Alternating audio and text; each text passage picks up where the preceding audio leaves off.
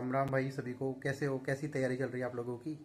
मुझे उम्मीद है और मैं ऐसा मानता हूँ और ऐसा मुझे विश्वास है कि आप लोग बहुत अच्छे से पढ़ रहे होंगे। ठीक है, मैं ये वीडियो अभी रात को शूट कर रहा हूँ, आज लेट हो गया बहुत, लेकिन आपसे गुड मॉर्निंग में मिलेंगे, इसलिए आपको गुड मॉर्निंग। और तैयारी अच्छे से दबा के रखो, तैयारी में कमी मत आने देना। टेस्ट में अगर स्कोर नहीं बन रहा है, कम बन रहा है, फिर नेगेटिव मार्किंग ज़्यादा हो रही है, उसी का सॉल्यूशन ढूंढते हैं आज बैठ के, दोनों हम और आप दोनों मिलके। ठीक है, देखो टेस्ट को, किसी भी टेस्ट को, मतलब तुम्हारे 75 नंबर का पेपर आएगा, या फिर अगर तुम किसी और एग्जाम की तैयारी कर रहे हो तो 100 नंबर का पेपर आएगा। ठीक है, अपन तुम समझ लेना तरीका एक ही सारे एग्जाम्स को अटेम्प्ट करने का। ठीक है, देखो पहले मेरे भी बहुत नेगेटिव मार्किंग होते थे।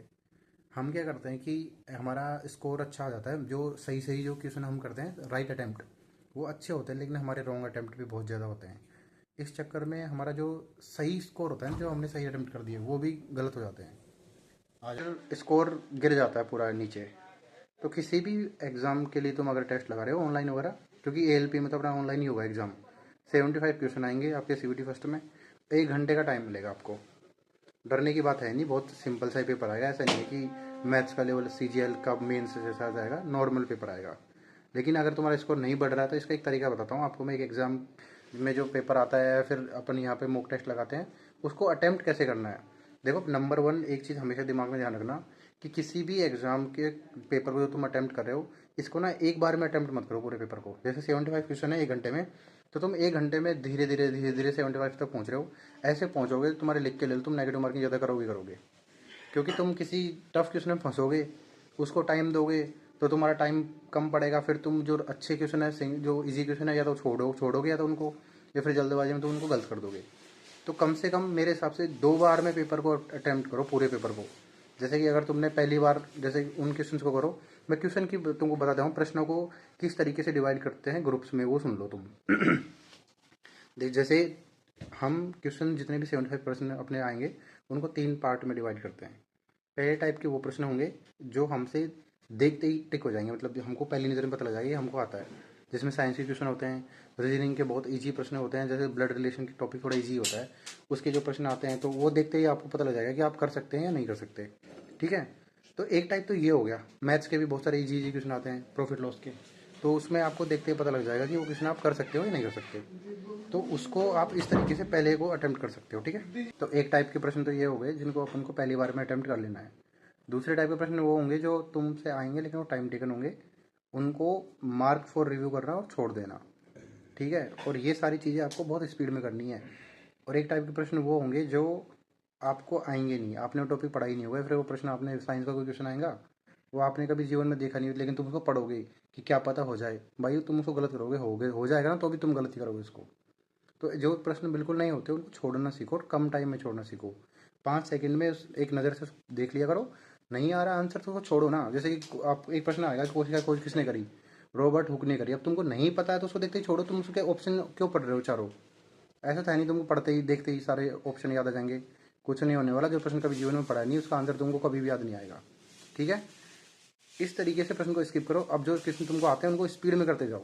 जैसे 1 घंटे का टाइम है, तो तुम ऑलमोस्ट 40 मिनट के अंदर उसको एक बार में पूरे पेपर को देख लो ओवरऑल। ठीक है, तुम्हारे पास 20 मिनट बचेंगी।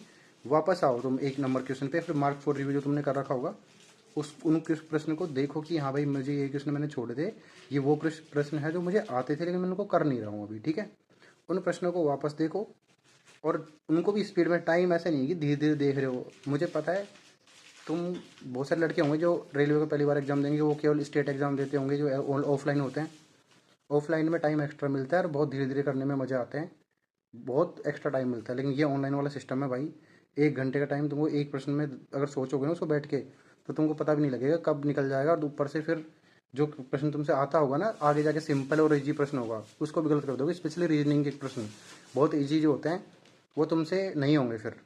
और 1-2 बार में पेपर अटेम्प्ट करने का एक फ़ायदा ये भी होता है कि तुम्हारा फ्लो बन जाता है क्वेश्चन को करने को। मतलब जैसे कि तुम अगर कोई टफ क्वेश्चन है उसको देखते ही छोड़ दोगे ना, तो तुम्हारा दिमाग है ना, ये प्रेशर नहीं लेगा। तुम सिंपल प्रश्न को करोगे, तुम्हारा फ्लो बन जाएगा प्रश्न करने का। तो जब फ्लो बनेगा तो तुम दोबारा जब दूसरे अटेम्प्ट में आओगे ना, तो वो जो टफ प्रश्न तुमसे नहीं हो रहा था ना पहले, तुम लिख के ले लो, अगले अटेम्प्ट में तुमसे प्रश्न हो जाएगा। समझ रहे हो? इस तरीके से करना पेपर को। अब तुम इस चीज़ को ट्राई करना मेरे कहने से एक बार। कि प्रश्न देखा जो नहीं हुआ उसको हैंड टू हैंड स्किप कर दो, रुको मत उस प्रश्न पे। रुकोगे तो तुम्हारे पर प्रेशर बिल्ड होगा। जैसे ही तुम घड़ी को देखोगे ना कि जो टाइमर चलता है स्क्रीन पे, उसको तुम देखोगे कि यार टाइम इतना सा बचा है, फिर तुम खींचोगे मुझे जल्दी जल्दी करना है और फिर तुम नेगेटिव कर दोगे। कल से अगर टेस्ट लगाओ तो ये कंट्रोल करना खुद पे कि मुझे नेगेटिव कम से कम करना है। ये कसम खाना कि मुझे नेगेटिव नहीं करना। मैंने जब तक मेरे नेगेटिव ज़्यादा हुए ना, मेरा सिलेक्शन ही नहीं हुआ, सही बताऊँ। मेरा सिलेक्शन ही तब हुआ जब मेरे 5-7 के बीच में नेगेटिव मार्किंग रुकने लगे। अगर मेरे इसमें बी पार्ट की टेक्निकली बात कर रहा हूँ, एएलपी में अगर मेंस में मेरे अगर 10-12% गलत हो जाते ना, तो मेरी तो बत्ती गुल थी। इतने ही नंबर आए थे टेक्निकल में, वैसा वो नहीं है कि भाई 50 नंबर 70 नंबर आगे होंगे। अगर मैं पाँच मेरे 7 या 5% नेगेटिव मार्किंग हुई थी इस बार इसमें बी पार्ट में। अगर मैं इसमें रिस्क लेता और मैं ज़्यादा अटैम्प्ट करने के चक्कर में घुस जाता, मैं तो मेरी बता रहा हूँ, बाकी लड़के करते होंगे 75 अटैम्प्ट, मैंने नहीं करा। अगर मैं करता तो सही बता रहा हूँ, मैं आज यहाँ नहीं होता, मैं घर बैठा होता और रो रहा होता, कहीं ये किसी कंपनी में काम कर रहा होता। तो तुम अगर इन चीज़ों से बचना चाहते हो तो एक ही रिक्वेस्ट है तुमसे, नेगेटिव मार्किंग को अभी से कंट्रोल कर लो ताकि एग्जाम में दिक्कत नहीं आए। ये हैबिट बना लो, ये मैक्सिमम अटैम्प्ट करने की जो तुम्हारी आदत है ना, इसको छोड़ दो। तुम्हारा मन करता होगा कि भाई मैं ज़्यादा अटैम्प्ट करूँ, ज़्यादा अटैम्प्ट करूँ, भाई फंस जाओगे। ज़्यादा अटैम्प्ट अच्छे तरीके से भी तभी कर पाओगे जब मतलब तुम धीरे धीरे आगे बढ़ो। राइट राइट प्रश्न जो होते हैं उनकी संख्या बढ़ाओ और जो नेगेटिव मार्किंग है वो थोड़ी कम करो। इन चीज़ों पर काबू करना सीख लोगे ना तो फिर खेलोगे प्रश्नों के साथ। स्किप करो प्रश्न को। बहुत सारे तरीके हैं जिनसे अपन प्रश्न को अटेम्प्ट करते हैं, भाई ये मुझे आता है, इसको ऐसे कर लूँगा ऐसे कर लूँगा। एक वो तरीका भी लाओ दिमाग के अंदर कि प्रश्न को छोड़ना कौन से प्रश्न को है और जल्दी कैसे छोड़े। तुम मानते हो इस बात को तो तुमको पता है तुम टेस्ट लगा रहे हो, नेगेटिव मार्किंग होती कैसे अपनी। किसी प्रश्न को कर रहे हैं, हो नहीं रहा फिर भी उसमें फंस रहे हैं, फिर देखा कि यार 2 मिनट दे दिए, अब तो इसको छोड़ नहीं सकते, और फिर तुक्का लगा के गलत कर देते हैं। उसके नियर बाई आंसर आ जाता है, कैलकुलेशन निकालते हैं, फिर मेन एक्यूरेट आंसर नहीं आता है, तो अपन को लगता है कि यार इतना टाइम दे दिया, इसके आसपास आंसर आ रहा है, इसी को कर देता हूँ मैं तो। फिर वो गलत होगा 100%। 4 ऑप्शन आते हैं, 1% सही हो, एक ऑप्शन सही होता है। इसका मतलब 75% तो आपके क्वेश्चन को गलत, आंसर को गलत होने के चांसेस हैं आपके पास, ठीक है। मात्र 25% चांस है जिसमें आपका तुक्का लग के आपका प्रश्न सही हो सकता है।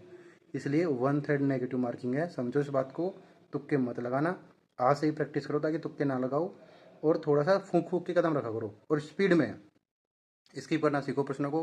अच्छे प्रश्नों को एक झटके में कर दिया करो। जो प्रश्न आता ना, जैसे कि मैंने तुमसे पूछा मान लो कि केंद्रक की खोज किसने करी, तो तुमको अगर वो आ रहा है ना तो उसको देखो मत, सोचो मत कि ओहो मुझे आता है। ये एग्जाम में ये सब नहीं करना, देखते ही टिक करना, निकलो आगे। तुम्हारे पास टाइम बचाओ। ये पहले अटैम्प्ट में करने के बाद मैक्सिमम टाइम बचाने की कोशिश करो कि इतना टाइम मेरे पास बच गया, अब इसको रिवाइज करूँगा इस टेस्ट को वापस। तब तुम्हारा स्कोर भी बढ़ेगा और तुम्हारे नंबर भी बढ़ेंगे। ये कल से ट्राई करना और उसके बाद मुझे बताना कमेंट में। तुम कमेंट तो करते हो, तो मुझे कल बताना, फिर अपन देखते हैं इसका तुम्हारा स्कोर बढ़ता नहीं बढ़ता, उस पर बात करेंगे फिर बैठ के आराम से। ठीक है, ये एक बार कोशिश करो एक बार करने की। टाइम है अभी तुम्हारे पास, उनके 2 दिन में भी एक टेस्ट लगा रहे होंगे, फिर कई लड़के डेली का एक टेस्ट लगाते हैं। तो टेस्ट लगाओ और फिर उसको देखो। दूसरा जब टेस्ट तुम्हारा खत्म हो जाए, जैसे 1 घंटे का टेस्ट है तुम्हारा, टेस्ट को खत्म करके उसका एनालिसिस देखने मत बैठो, क्योंकि तुम्हारा 1 घंटे में तुम्हारा दिमाग ना ऐसा जाम हो चुका हुआ। उसको बंद करो, चाय वाय पी के आओ, बाहर घूमो और उसके बाद टेस्ट को देखो आके। ठीक है, उसको बाद में टेस्ट को खोलो आराम से, फिर उसका एनालिसिस देखो कहाँ कहाँ मुझसे गलती हुई। सबसे पहले उन प्रश्नों को देखो जो तुमको आते थे और गलत किए तुमने। जो तुमसे हुए नहीं उनको तो बाद में देखना, लेकिन जो तुमने गलत कर दिया ना उनका एनालिसिस देखो, क्योंकि वो तुमको आते थे, रिस्क लिया इसलिए गलत हो गए। रिस्क में सही भी होते हैं लेकिन 25% चांसेस सही होने के, 75% वो गलत ही होगा। तो उन प्रश्नों को देखो और फिर उस टॉपिक को निकालो जो तुमने गलत किया ना क्वेश्चन, उसको ढूंढो जो गलती हो गई उसको। और ये कसम खा लेना कि आज के बाद इस टॉपिक से कोई भी क्वेश्चन आएगा वो मैं गलत नहीं करूँगा। ये तरीका है भाई। मैं थोड़ा सीरियस होकर बोल रहा हूँ, उसके लिए सॉरी, लेकिन बोलना पड़ता है मेरे को कभी कभी चीज़ें समझाने के लिए। लेकिन मेरा ऐसा नहीं है कि मैं इतना सीरियस आदमी नहीं हूँ वैसे। ये चीज़ें हैं, इनको पढ़ो अच्छे से, इसके बाद में कोई और चीज़ें आती हैं तो मुझे बताना। इस वीडियो के कमेंट में आके कोई भाई पहली बार इस वीडियो देखे, ये ज्ञान मत देना कि आ गया ज्ञान बांटने के लिए बकचोदी कर रहा है इधर आके, तो वो मैं नहीं करता। मैं बस ये बता रहा हूँ कि ऐसे ऐसे नेगेटिव मार्किंग होती है। क्योंकि यार तुम ये वीडियो देख रहे हो, तुम समझदार हो, तुमको सारी चीज़ पता है, ठीक है। लेकिन कुछ लड़के ऐसे भी हैं जो पहली बार एग्जाम देंगे या फिर उनको टेस्ट लगाने का तरीका ही नहीं पता। मेरे ये तो ऑनलाइन है, हम ऑनलाइन बात कर रहे हैं आपसे। मेरे आसपास ऑफलाइन जो मेरे नॉन पर्सन है, रिलेटिव लड़के हैं मेरे, वो ऐसे भी हैं भाई, उन्होंने कभी ऑनलाइन एग्जाम दिया नहीं, वो पहली बार देंगे। तो उनको वो चीज़ बतानी ज़रूरी है ना कि पेपर को अटैम्प्ट कैसे करना है। और ऑनलाइन तुम्हारा एग्जाम है, ऑनलाइन टेस्ट सीरीज लगाने की आदत डालो अभी से ही, ताकि कंप्यूटर सामने दिखे तो डरो ना। ठीक है, और अगर तुम्हारे पास लैपटॉप और कंप्यूटर हो ना घर पे, तो तुम उस पर लगाओ ताकि तुमको कंप्यूटर स्क्रीन को देखने की आदत पड़ जाएगी। पहला अगर एग्जाम है तो और तुम पहले से एग्जाम दे रहे हो देन तुम मोबाइल में एग्जाम लगाओ, कोई दिक्कत नहीं है। और तुम पहली बार भी हो ना तो मोबाइल में टेस्ट लगाओ, तुमको ऑनलाइन एग्जाम देने का थोड़ा एक्सपीरियंस मिलेगा।